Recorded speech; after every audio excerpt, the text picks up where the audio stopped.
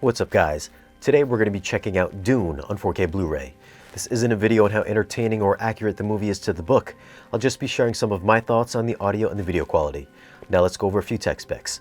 The movie was shot with IMAX certified 4.5K cameras, so not true IMAX cameras. It's got a 4K DI. It's rated PG-13. Runtime is 155 minutes and the aspect ratio is 239:1. So there are black letterbox bars and there are no IMAX shots. For a list of all the equipment that I use for these reviews or a link to pick up this disc, you can find all that information down below in the video's description. As I mentioned earlier, there were no IMAX shots despite this movie being formatted for IMAX screens. This film was also not shot using IMAX cameras. It was actually shot using Arri cameras that are certified for IMAX in 4.5K resolution. You might think being shot in 4.5K would lead to a 4K crispy transfer, but it actually looks more like film. When they had shot this film, they shot it digitally, then scanned it over to 35mm film, then back to digital. So this does have a very organic film-like look with a very fine layer of grain. We realized that to create that softness, again going back to the softness thing, if we went out to film, we would then take the edge off the digital. So in combination with the lenses that we chose, T-stop we shot them at, the diffusion we used, and then the film out, we kind of created this sort of soft world, not as harsh as... Since the grain texture is so fine, I'd say if you're a grain hater that you probably won't be too bothered by it. They also used a combination of Panavision H and Ultra Vista lenses, so there is a softness to the image as well as having slightly elevated black levels. You'll see this in some nighttime shots where the blacks aren't truly deep and contrasty, but elevated just enough to give this a soft cinematic look.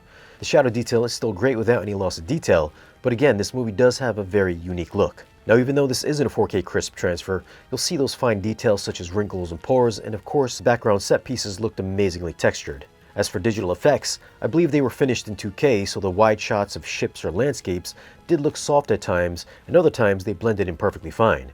One thing I did notice with some of the shots was the cropping down from the IMAX ratio down to scope. I didn't see this at my local IMAX, but some of you have confirmed that these particular shots are in fact in IMAX.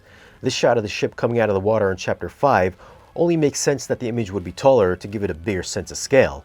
And the attack on Arrakis would have to be in IMAX as well since the ships lack that grandiose feel in the scope form factor. As for HDR, this is a bright transfer despite being a dark movie. So dark scenes are really dark and the bright desert scenes are really bright. It's not a colorful movie by any means with vivid reds, greens, and blues, but there are some very nice beige and grays all over the place. It takes place outside in the desert, so you get the concept. Specular highlights from explosions can get eye-blinding at times, so you will find yourself squinting, especially when it goes from a super dark scene to a huge fireball in the next. If you're new to the channel and you're into new movies and audio and video gear and want to see more videos like this, be sure to tap the subscribe button for new weekly videos. The audio is in Dolby Atmos and it is one of the most atmospheric mixes that I've heard this year. I'm going to start off with the bass response, which I think is as good as Blade Runner 2049 and dips down into the 20s. So unlike the HBO Max stream, the physical disc goes ultra low, and I didn't have to raise my volume 15 dB louder than normal. When the witch uses her voice in Chapter 4, the bass would just massage my room with a low frequency. The ornithopters will rattle your windows loose, and of course, things do blow up. As for Atmos height effects and immersiveness, you can see that this is an official Atmos mix with objects that move dynamically through all your available speakers.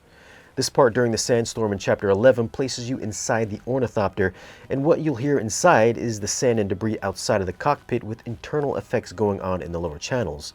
It makes you feel like you're inside the space. The scene with the guy chanting in Chapter 9 has excellent atmospheric envelopment with rain effects coming in all directions, and the soundstage here is impressively wide. The musical score is a knockout and just makes you want to crank the volume up louder than normal with great extension through all available channels and a bombastic low end. As for dialogue, there are some parts where the characters seem to be whispering over loud music, so you may find yourself raising that center channel. Other than some hard to hear dialogue, I'd have to give this mix a 9.9. It's for sure reference material, it's got a proper Atmos mix with active height channel activity and demo-worthy bass response. If you've got a great sounding home theater, then this movie should definitely be in your collection. For video, I'm gonna go with a 9.7. It's not a 4K crispy transfer, but it wasn't supposed to be. It's got a unique look, it's got great detail, decent blacks, and some eye-popping HDR. If If you're a fan of great looking visuals and impressive sound, then I'd highly recommend you grab this 4K Blu-ray. Whether or not you'll enjoy the movie, well, I'll just leave that up to you. So those are my thoughts on Dune on 4K Blu-ray. Have you seen it and what'd you think of the transfer? Leave a comment down below and let us know. Now, if you want to grab this disc, I'll leave some links for it down below in the video's description. As always, guys, thanks for watching. Be sure to like this video if you found it useful and subscribe if you haven't already. And we'll see you again in the next video.